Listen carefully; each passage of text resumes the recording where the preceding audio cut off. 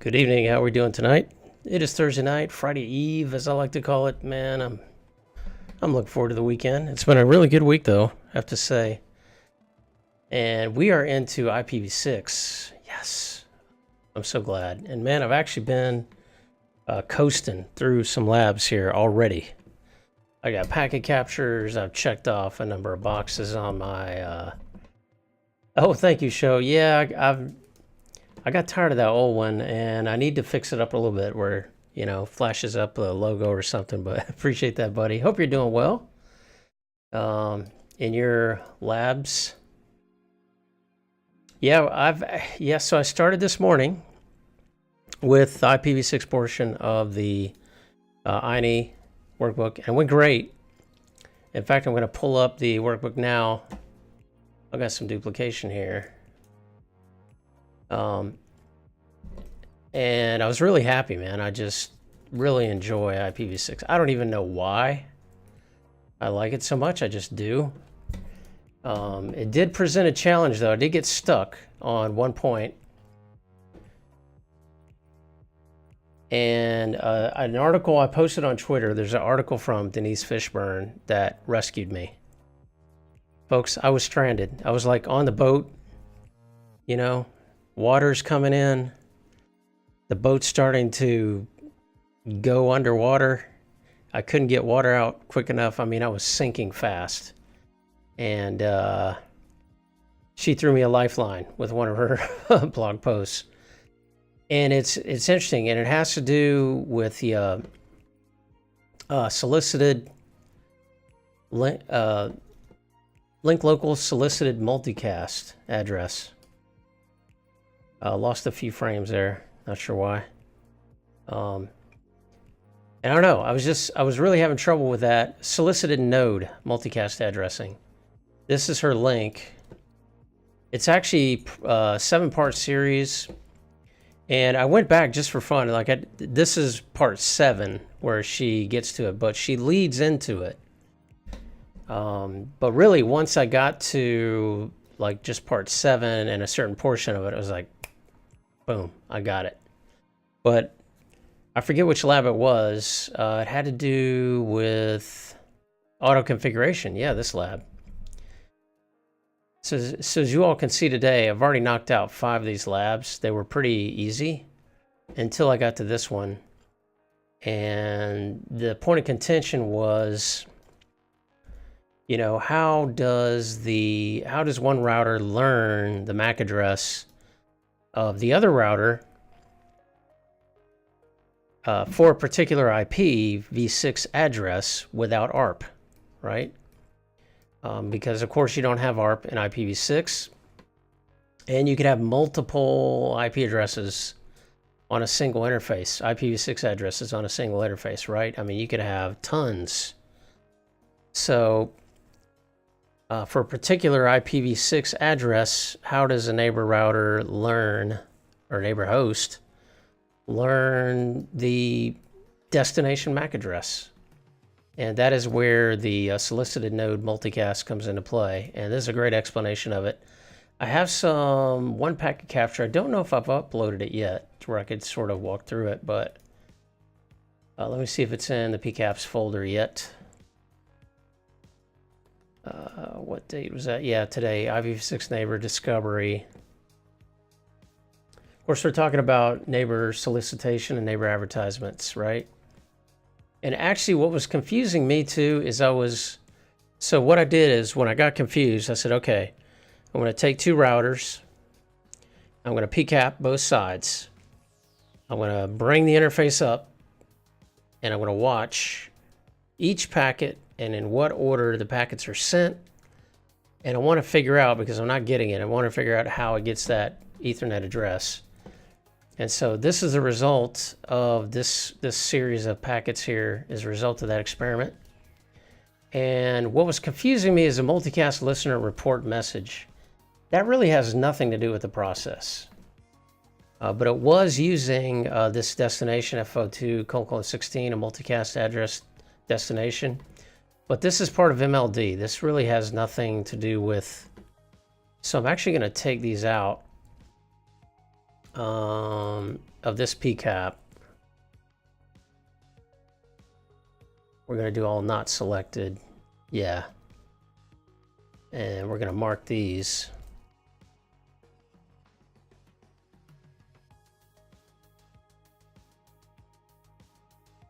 And I actually made a little chart, like source address, destination address, both IPv6 and Ethernet. Slayer Darth, hey, how are you doing? It is going well tonight. Tomorrow's Friday, so. And we had our Scrum team sprint review today, and it went swimmingly. Learned a whole bunch of new Azure, that's proper English, right? A whole bunch of new Azure things. Some really cool automation things. So it's been a good week. But let me export this real quick. And this will actually be our new IPv6 neighbor discovery. That's what I'm going to call it. Mark packets. Yep. Yeah, how are you doing, Slayer Darth? And we're going to remove this. And we're going to put, man, I'm getting a nice little collection of specimens here. Remember how I used to collect things as a kid? Azure's pretty good. Yeah, I really like it, man. It's like anything else. You know, it's what you make of it. And there's so much powerful potential in Azure and any of the cloud providers, right? I mean, it's such a new and better way of doing infrastructure. All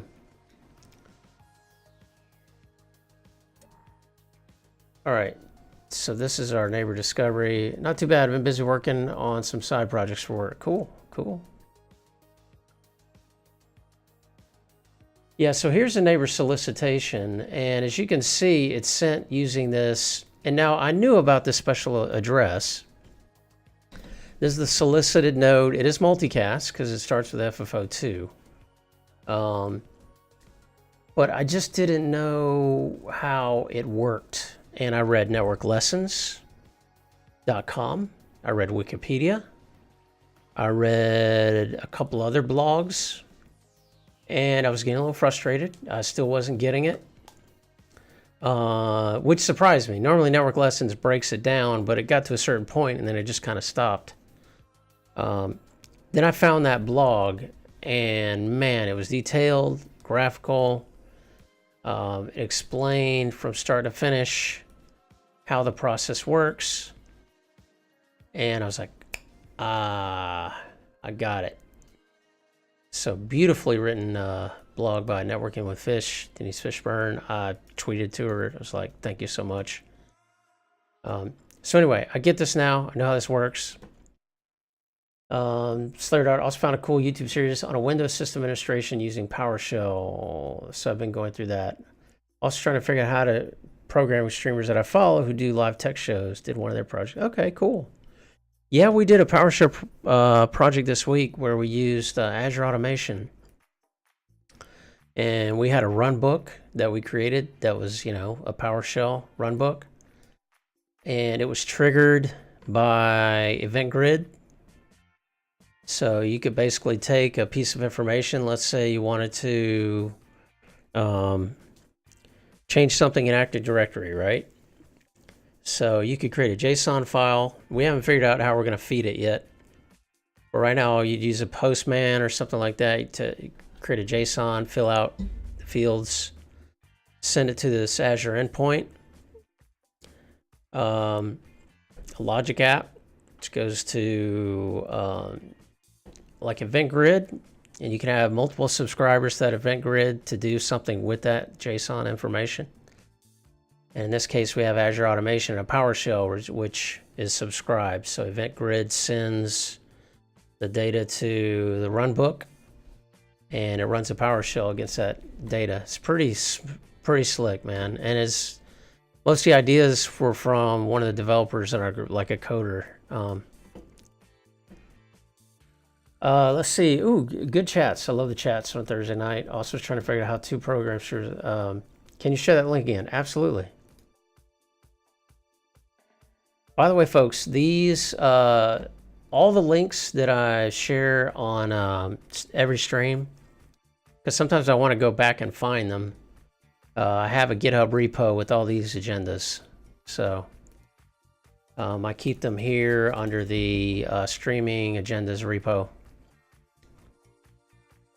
They made a quiz app which they use at educational events. It was running locally on their machine. Okay, they created their own Wi-Fi network, which is the DNS mask, DSP server. Oh yeah, I've heard of that.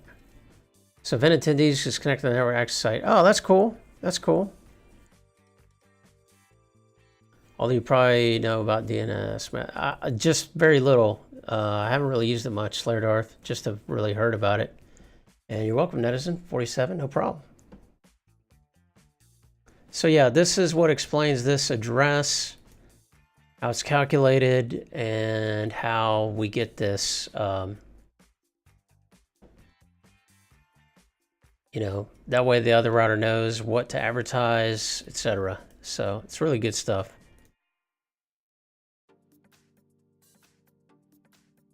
By the way, I just wanted, this is a tip. Well, I've known about this for VS Code, but I'm not too, it scares me a little. Hey, that's okay. Programming scares me a little bit. PowerShell scares me.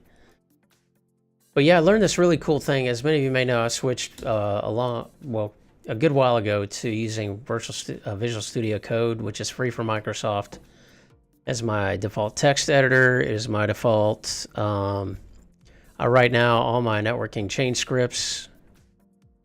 In fact, I don't like opening a text file unless it's Visual Studio Code. I know but this is a really cool feature that works well that I needed today, and I thought, well, I think I could do this really easily in VS Code.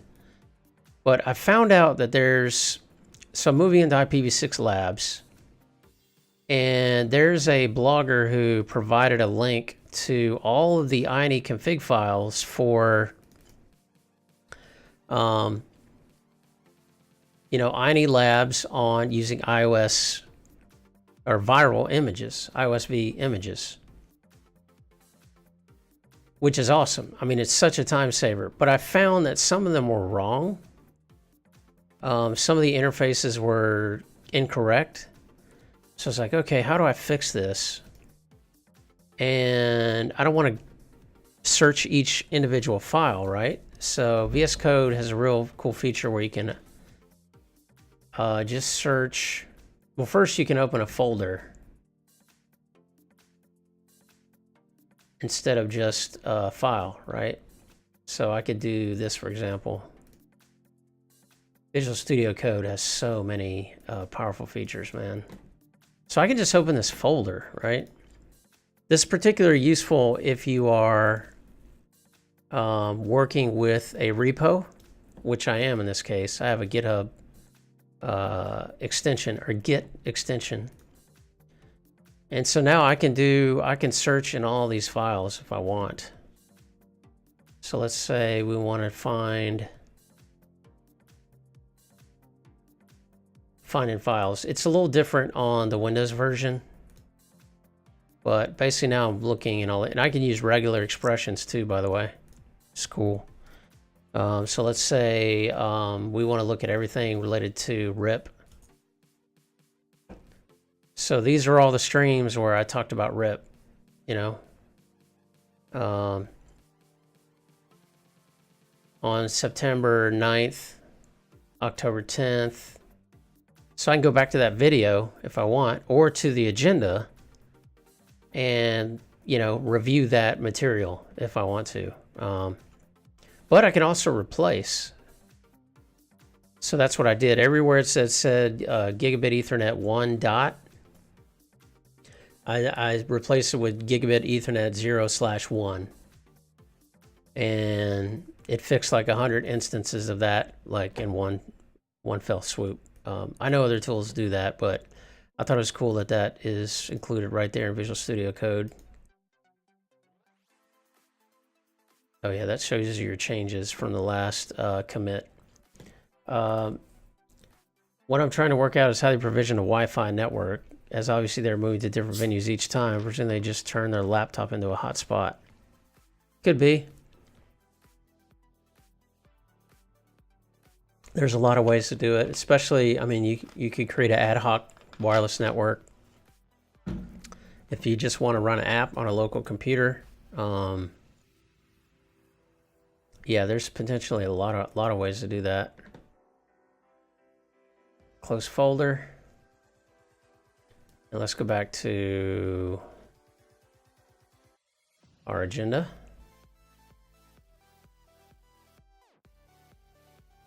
So what else we got on the plate here? Yeah, I think either hotspot or virtual wireless access point.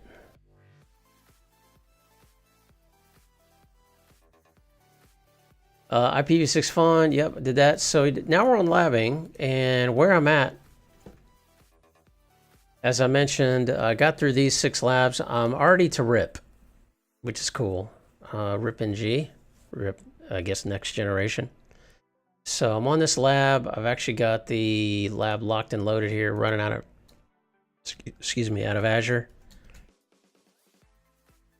Oh, I need to connect to the IP address.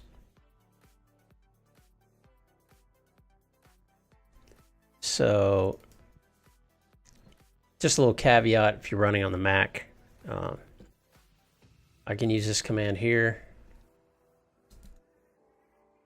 to query the host name and open it in Chrome by the IP address. Also nice little use of sed and regular expressions. By the way, folks, if you are interested in my notes repo, okay, cool. Hope you like it. I hope you find something useful there. This is a links page, like important links. In here is where you can get those topology files. This is the blogger that put up the INE topology files for EVE-NG. And also something I added today is I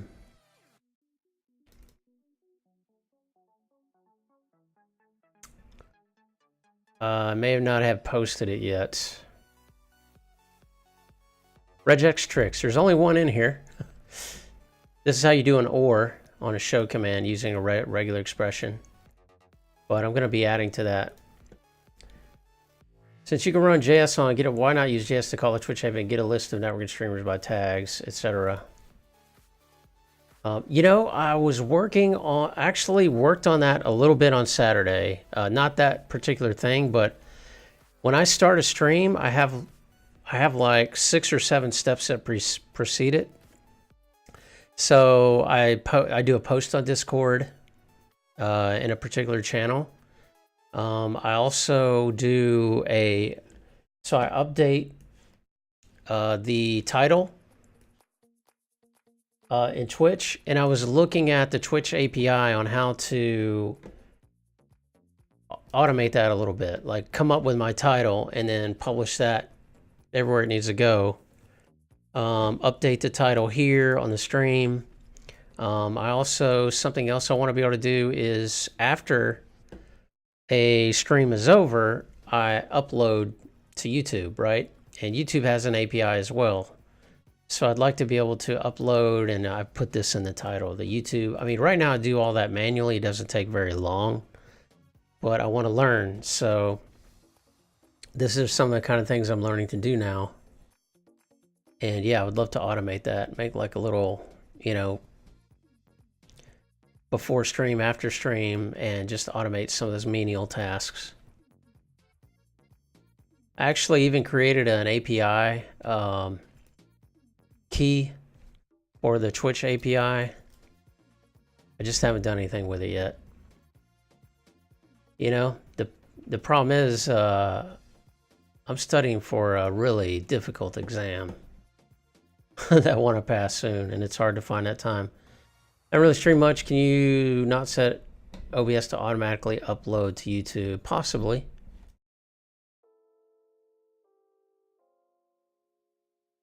It will stream to YouTube automatically. In fact, I used to use it to stream to YouTube. Let's see.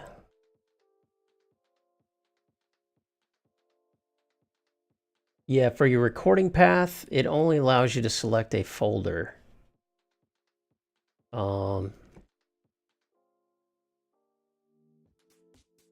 not, I could probably write that as an OBS plugin. Oh, okay, cool.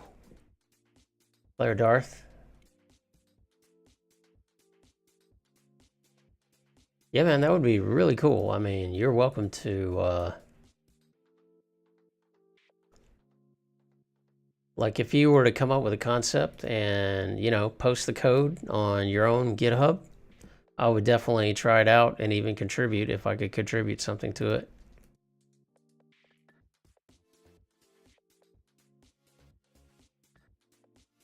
It's amazing what, I mean, Twitch just came out, well, not just, but they came out with a release of like an upgraded API, and it's amazing, man, what people are doing with it.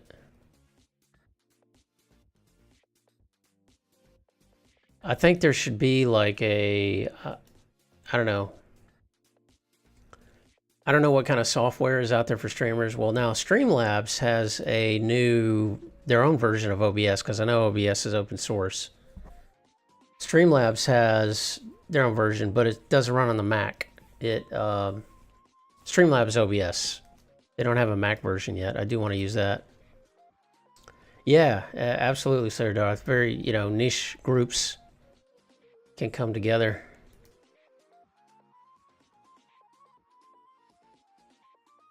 Tone and connection. Oh, did I do native? No, I didn't want to do that. I want to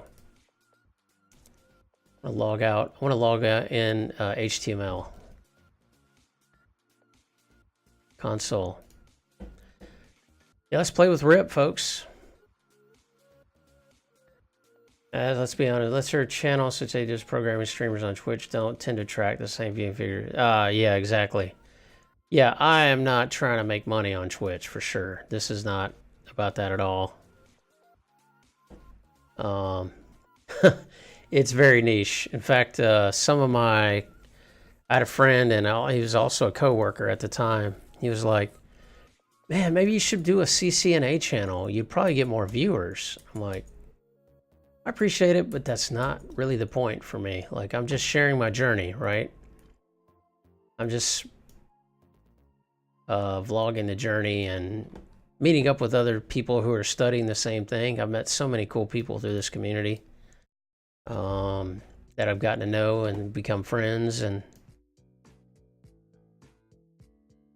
that has been really the point for me. But it's hard for people to make money on Twitch.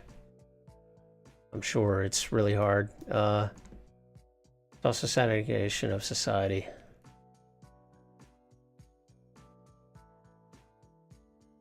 All right, well, I'm going to open up this notebook. I thought I had the workbook open. I do. Okay, we're going to go to our first RIP-NG lab.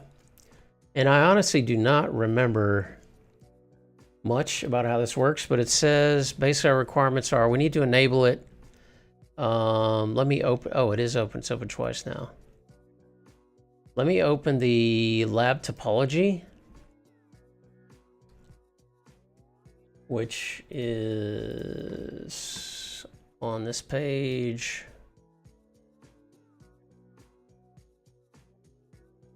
Maybe not your channel, but some of channels do get their fair share of newcomers to those fields. Just want to learn how to get rich quick.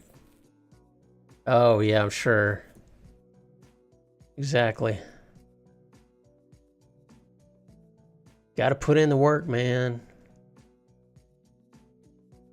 Which diagram we're using here? We're using the Advanced Technology Labs IPv6 diagram. MSDP, we use that. We use multicast, OSPF, BGP. Well, I don't see that diagram.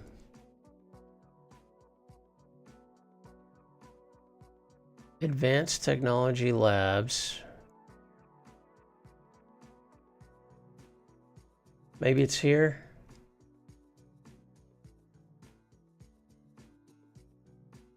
I don't ever really use the PDF, but let's check it out.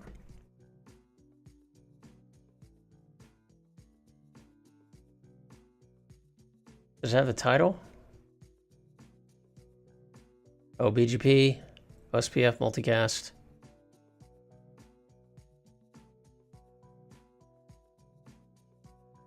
Yeah, I'm assuming it's just the basic addressing.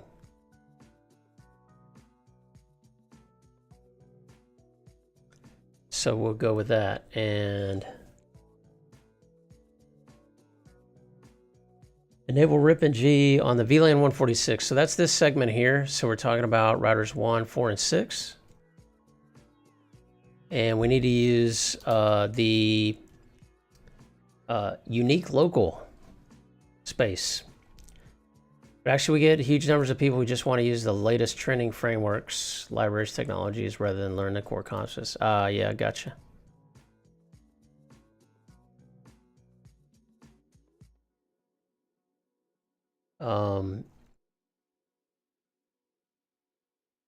FCO 11 Y64. Okay.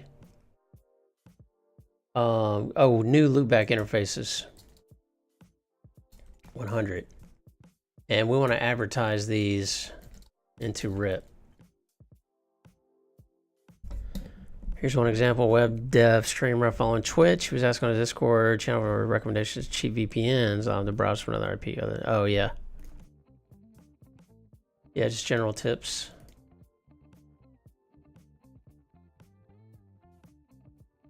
All right, let's do this. Interface L100. 6 address. What did it say? I need to do a little bit of screen maintenance here. Just to be easier for you folks to see. Sadix, how are you, my man? How are things down in Brazil?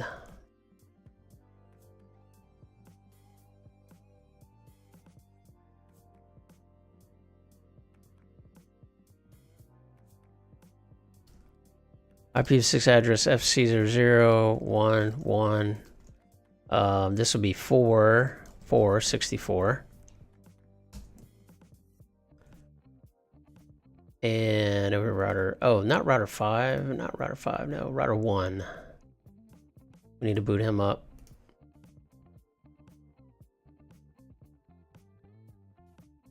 Just that he has SSH access to any remote service through work. He could bind the server to one of the machine ports. Huh.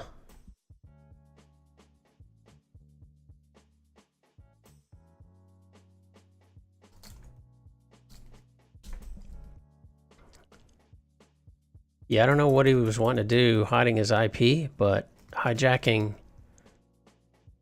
connection at work might not be the smartest thing.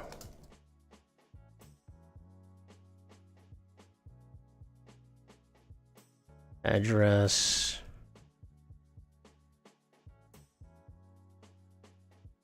This will be 6.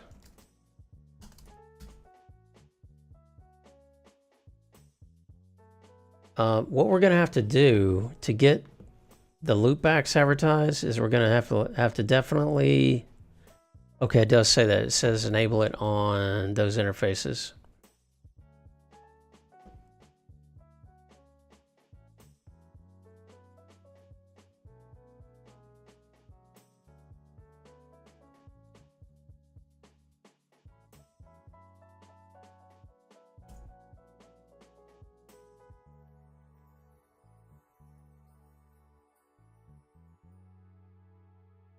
IPv6. Let's see. Route. We're gonna say IPv6 router RIP. User selected string identifying this process. Interesting. So we're gonna call this V146. So let's. I'm gonna need to look at some documents here. Instead of just winging it.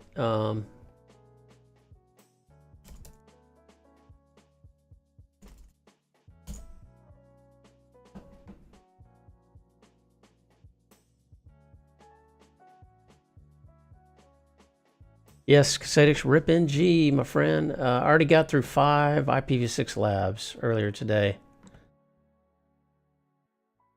Flew through them, except for one particular concept. Solicited node multicast. But I'm over that hump now, so... Interesting, I did not see a lab here in INE for static routing. Maybe they just opted not to cover that. But yeah, this is pretty simple.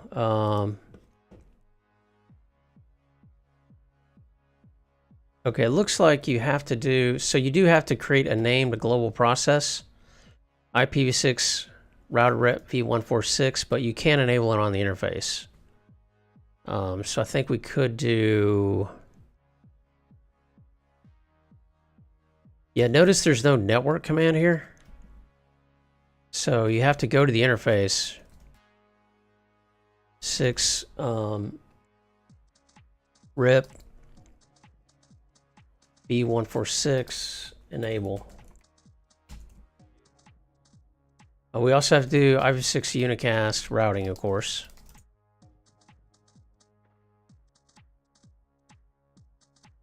And then the loopback, enter L100, IPv6 rip v146 enable.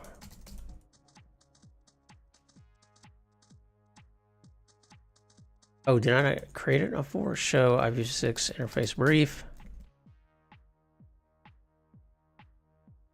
Oh, I didn't assign. I thought I assigned an IP here. I did that on loopback 0. Okay, not good. No, IPv6 interface FC 0.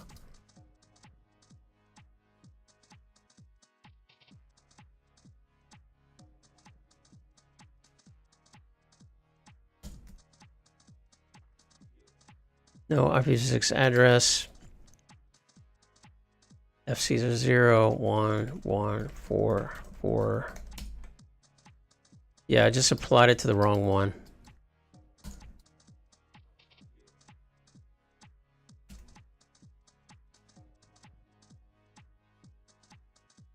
Okay, now it's there. Now we're gonna do, and RIP should be enabled.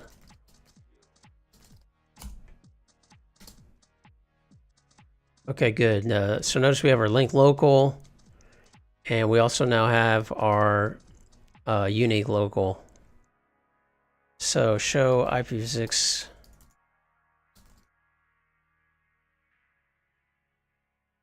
routers. No, that's not what I want. That's like my routers as a host. Show 6 rip.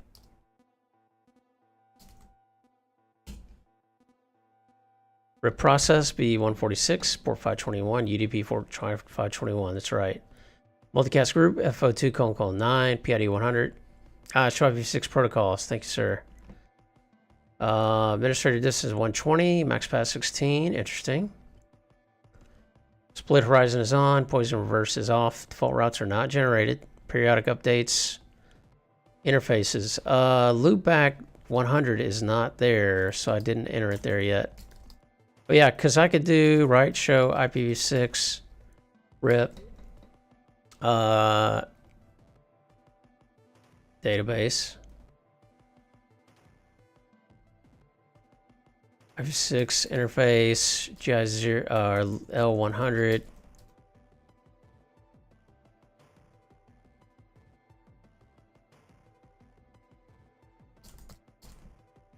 So IPv6 rip v146 enable.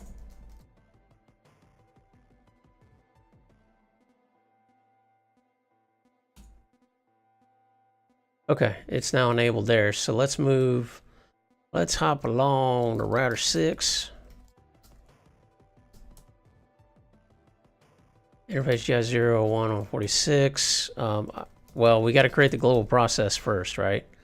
IPv6 rip v146. IPv6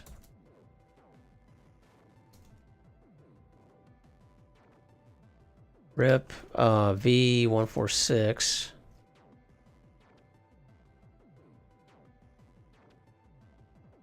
What am I missing here? Oh, the global process IPv6 router.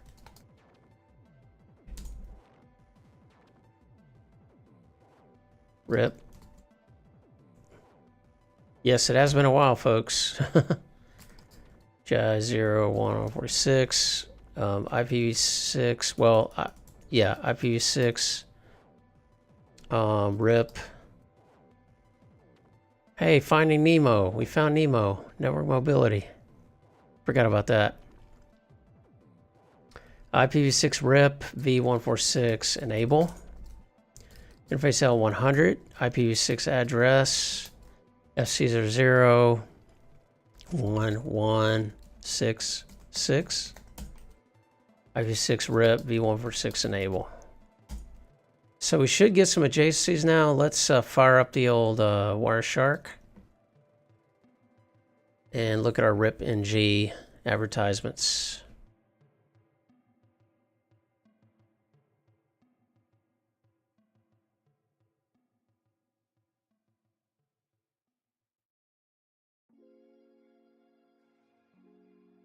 I don't know what the interval is for rip advertisements or rip route updates. For IPv6 rip ng. Rip v2. Apparently we're running rip v2 as well. There's rip ng. So we probably filter on that, right? Rip ng, yep. Command response, version 1. UDP port 521. Rip ng, routing table entry, IPv6 prefix. So this is a prefix that's on the J01146 subinterface. We should have updates though for the loopback as well.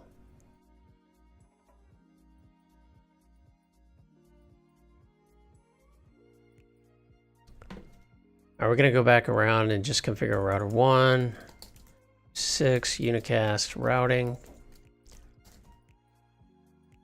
Oh, we got to create the process. IPv6 router rip v146. And it's going to be IPv6 rip enable. IPv6 interface FC0011Y. Oh, this is 1.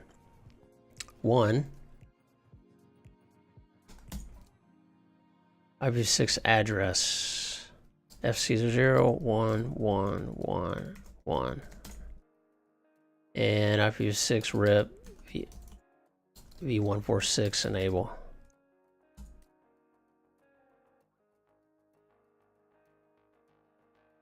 I did actually use this earlier today, this command, to see ND neighbor discovery. Interfaces, yep. Show IPv6 interface brief.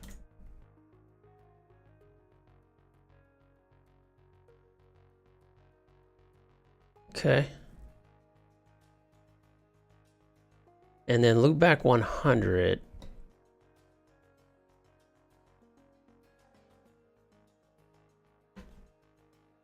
So that should be advertised to our neighbors here. Let's see what we have in our routing table.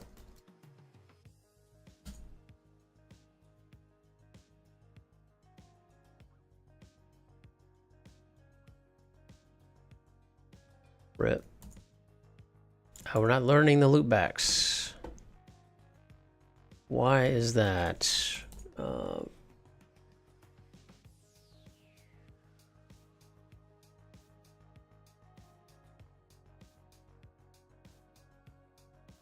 Oh, I probably have the wrong. I should be using a /128 on a loopback.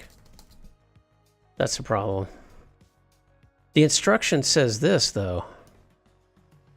Let me double check. Maybe I misread that. Create new loopbacks with the IPv6 addresses. Yeah, /64.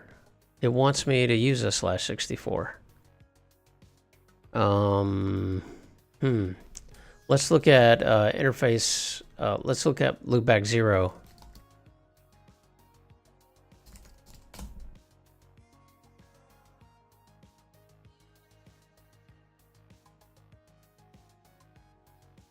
That has a global address on that. Let's see if that works.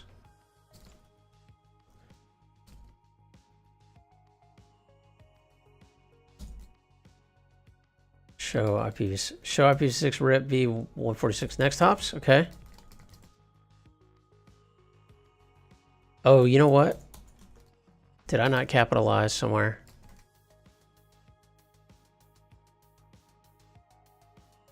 Yeah, show run. That's probably what I did. I probably did not. Yeah, I didn't capitalize it. Ooh, not a good error to make on a real lab. Silly error. No, IPv6 router rip. Case sensitive, right? Base L100, IPv6 router rip v146.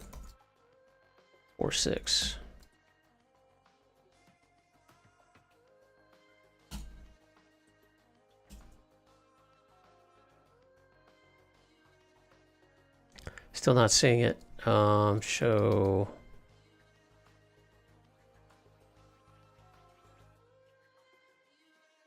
Show, let's see, run interface L100. Did I put it on the wrong interface?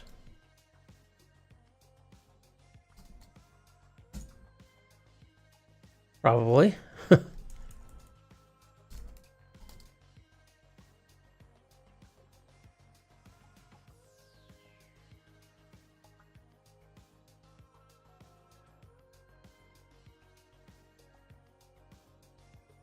All right, it's in 2 places, 3 places.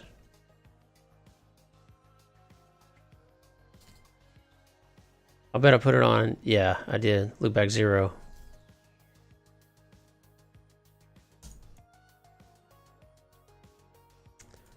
Rip process, Show run interface.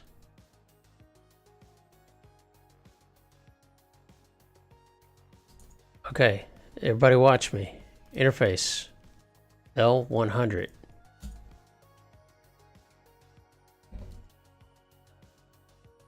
IPv6 rip v146. Enable. Did I not type enable? What did I do wrong up here? I did not type enable. Woo! This is show IPv6 router.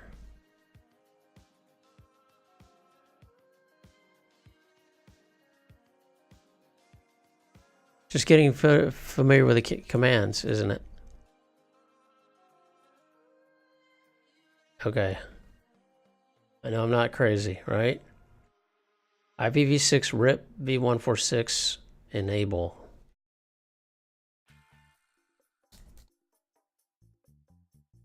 And it is there.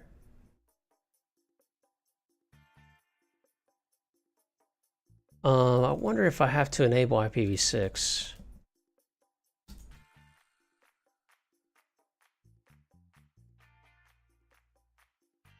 Surely by putting in, I guess.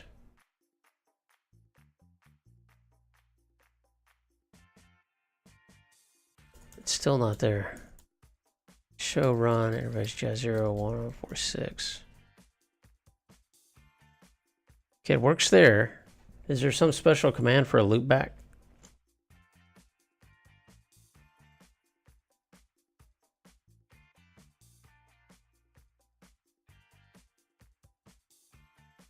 Could this be a case of sneaky INE? Create new loopback 100 interfaces with the IPv6 addresses. Where Y is it? No? Alright, there's something sneaky here. Either that or I've got some sort of code bug, but I don't think that's the case. Let's try a different router.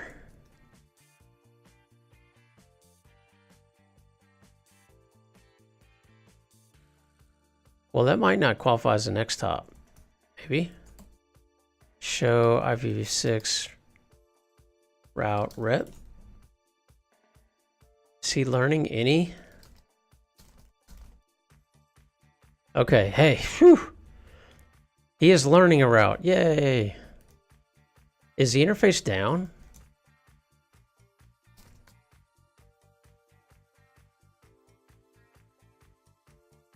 You know, I'm all about a little troubleshooting, but I'm not looking for any ridiculousness tonight.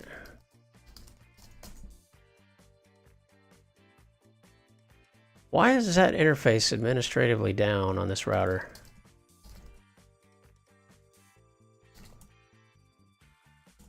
This does not make sense. It's up there. And it's up here. Okay. So we're learning router 1's VLAN 146 interface. We are not learning the loopback.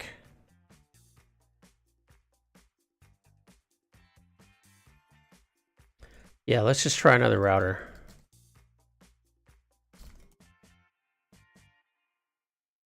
Oh, wait a second. FE80. I'm not learning the... Okay, I am. FC00. FC00. I'm also learning a global address from router 1.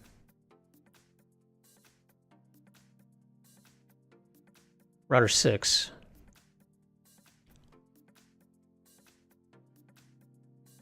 Interesting. Okay. Well, at least we got some action here. Okay. Not learning the loopbacks. I wonder if I change it to a 128, that maybe this is a platform issue? Let's do that. No, IPv6 address FC0111.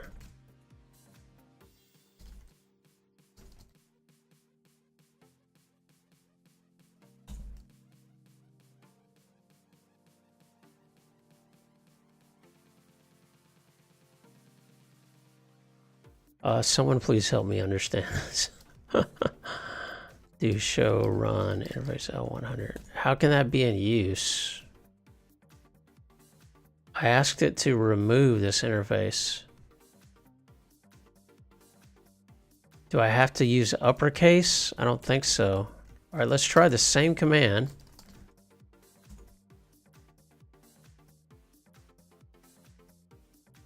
FC00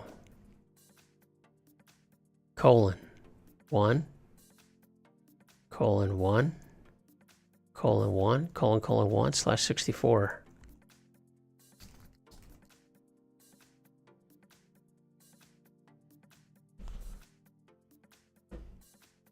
How is that different from this?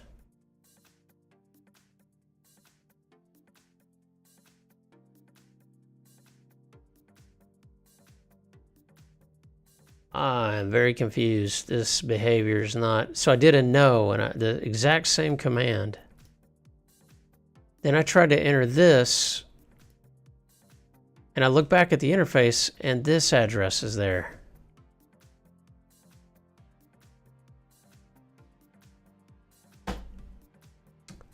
L00. I don't know what's going on with me tonight, folks. I am like typo... I got a mad case of the typos. I'm just trying to go too fast, I think is a problem.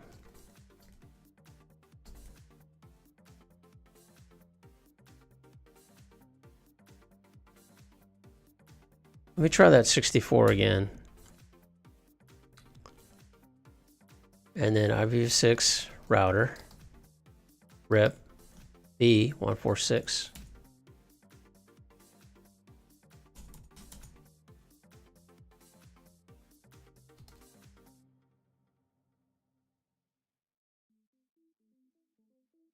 Guess what, folks? Now we have no next stops.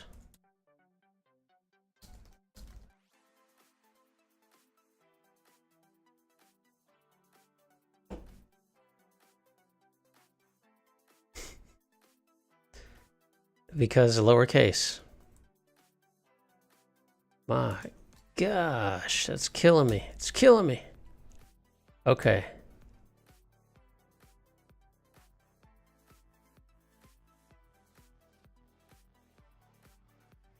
Still no loopbacks are being learned.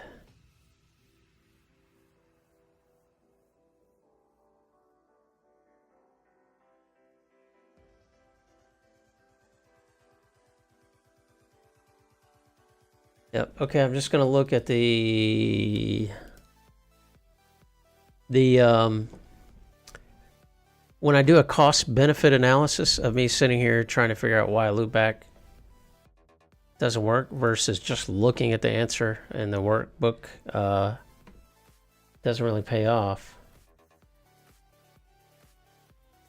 Yeah, there's no special magic here. This is a very simple lab to configure, but for some reason, in fact, I'm going to copy and paste it from the workbook.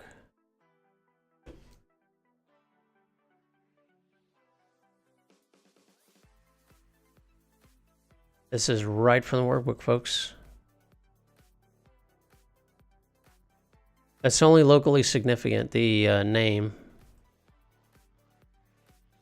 Interesting, it does not do a global. I guess you don't have to enable it globally. Maybe that's my problem. No, you should be able to do that. I'm going to take it out anyway. I wish it would tell you, like, you don't have a process by that name. That would have been really easy to add to the code.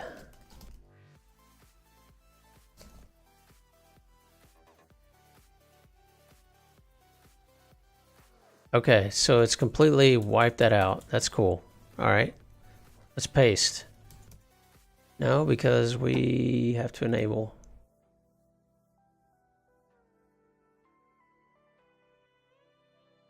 Yeah, let's just paste the 6 instead. We didn't really want to paste this. We really wanted to paste the 6.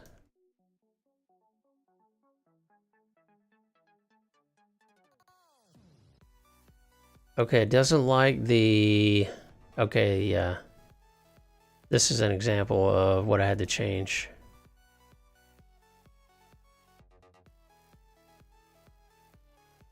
Okay, now we followed it to the letter of what's in the workbook.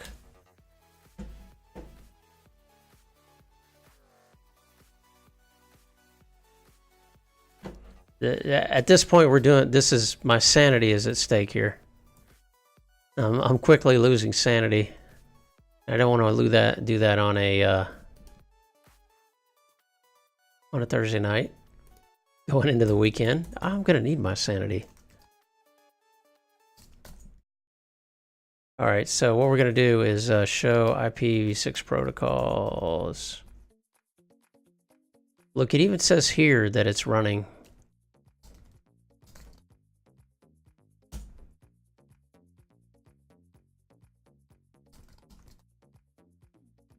Okay, so now should have removed it.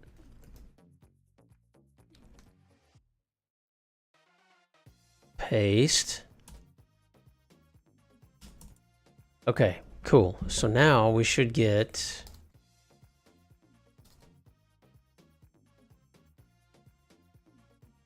Got nothing. Let it converge. We'll be patient. It is RIP after all. Even though it's the next generation of RIP.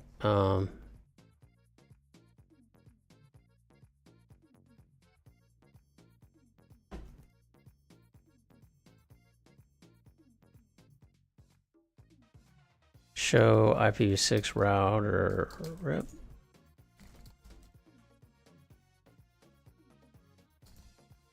No IPv6 router rep v146.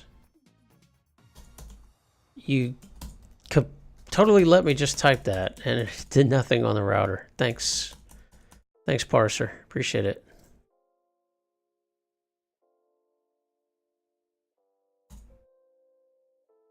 I guess we didn't have time to finish that code. We got in a rush.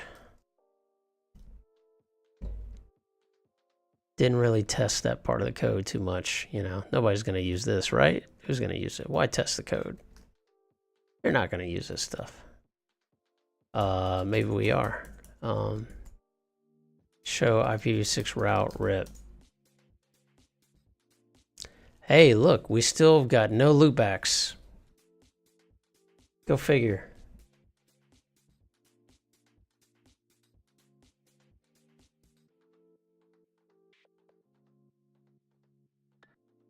Yeah, I got nothing. No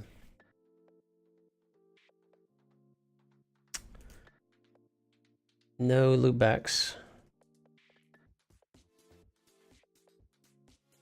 And I don't really know of another way to advertise it in RIP. Unless there's some sort of special rule about... Let's just see what Cisco says about RIP in G.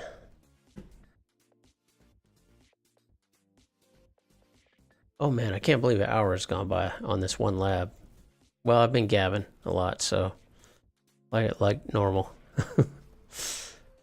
Let's see, network and software. Have they changed this page again? I was just here earlier today, and they changed it, which is fine if it's better. But I just don't trust the Cisco documentation team, unfortunately. There's, as much as I read their documents, there's not a level of trust established that changing things might be better. I like the look of this. This looks better to me. Looks smoother. But anytime I get nervous because I'm like, okay, what did they remove? What have they taken away? Okay, RIP configuration guide.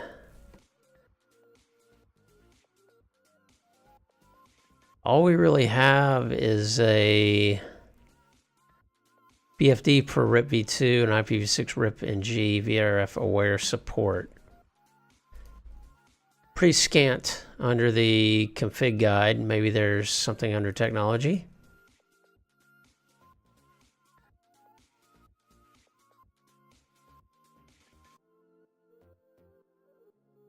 If we still have technology. Oh, whew. They haven't taken that away. Thank goodness.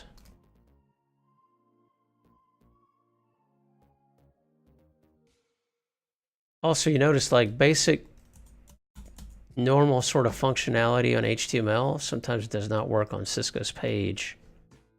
Like they do something with the formatting where it just, they're trying to do their own thing and it often doesn't work very well. So I'll do like a search and it can't find it. It won't go to it. So I can just scan the page. Yeah, it's very strange that way. Try a different browser. It's the little things that...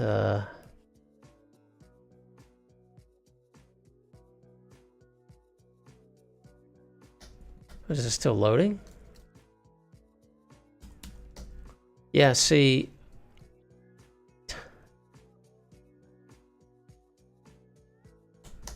I get a hit here. I can't go to it. I can't navigate to it, but I do get a hit for RIP. If I load it in Safari, I don't even get a hit, so... It's basics. Very basic things. IP routing. I know, I'm sorry, but I get really triggered anytime I have to spend much time in Cisco docs anymore. I do tend to get triggered. Let's see. Hey, RIP. I want to learn about RIP. I'll go to TCP/IP overview document. Let's see what this is about. Link was clicked. Click link. Wait. Oh, this is the kind of thing that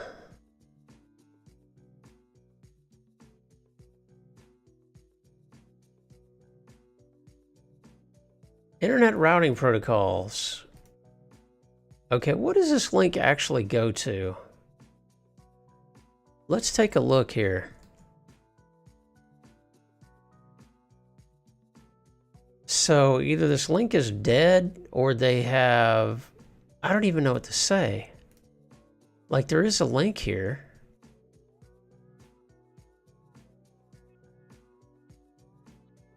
Oh, it's a link to itself.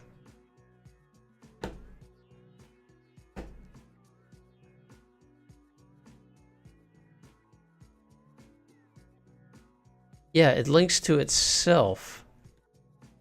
This is the kind of thing that...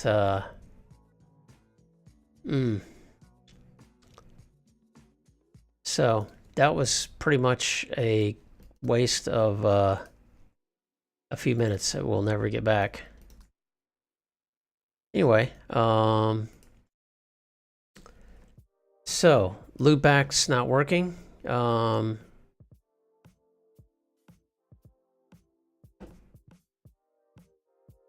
And it's not advertising the prefix. There must be some sort of... Let's just do a Google search. Heaven forbid we have to find this information in the lab. RIP ng loopback.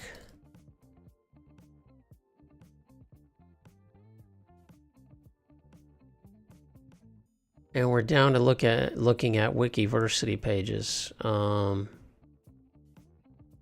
Yeah, this is RIP ng.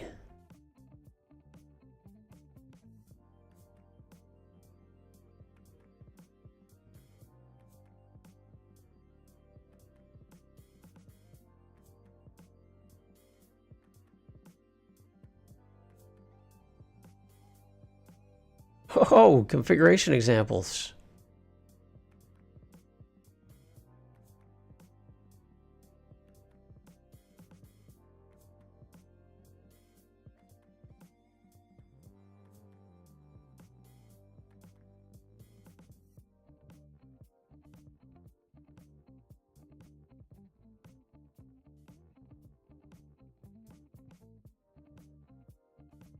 RIP enable, yeah.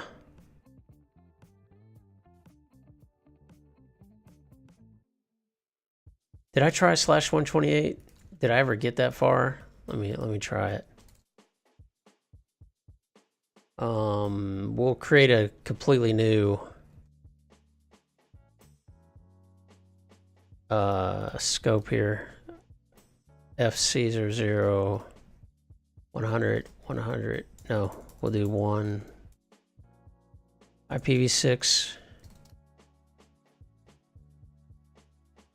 FC00 1 1 100.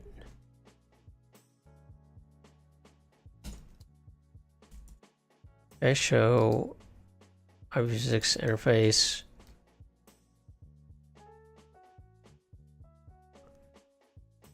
Okay, it's there. /128. Does anyone learn it in RIP?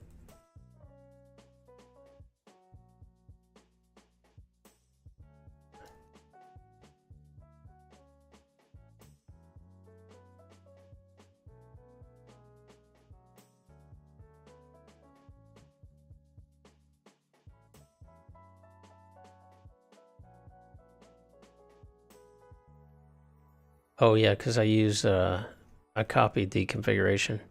So it says the interface is here.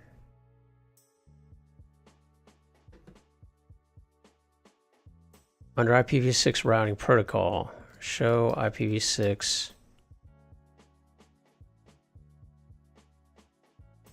interface.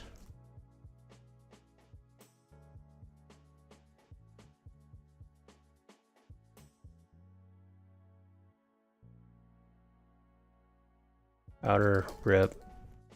Oh, what is it? Rip NG?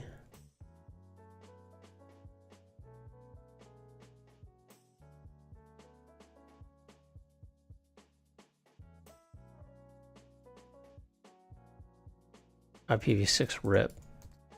I gotta add this to a flashcard because I'm obviously not remembering this. Yeah, it's just not there. Does it have to have a link local address? It should.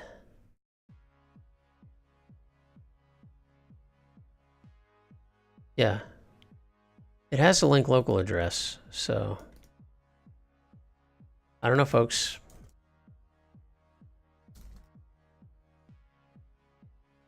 Yep, we're just not learning unicast loopbacks. Interesting. Well, something to research, folks. That's it's been a little over an hour, getting close to this old man's bedtime. Got to get up early tomorrow to work out. Thanks for hanging out, folks. Really enjoyed it. Don't mind me. I do get triggered sometimes when ever I have to use Cisco documents to any extent. They know it too. I mean, I've I've made it known. I think one of the hashtags I use on Twitter, sometimes I'll call them out. I'll say Cisco docs reform now. I'm going to do a clip of, man, I should have clipped it at the time in the stream, of those horrible links that they have. And I'm going to call that out on Twitter tomorrow, probably, if I have time. But anyway, thanks for hanging out, folks. Tomorrow we will do some more. Hey, appreciate it, Casadix. Actually, tomorrow night I'm off from streaming. I probably will be doing a little labbing. But, of course, we'll be back at it this weekend. Hope you all have a great Friday, great weekend. And we shall see you back here soon on Land Tamer Stream. Have a good night.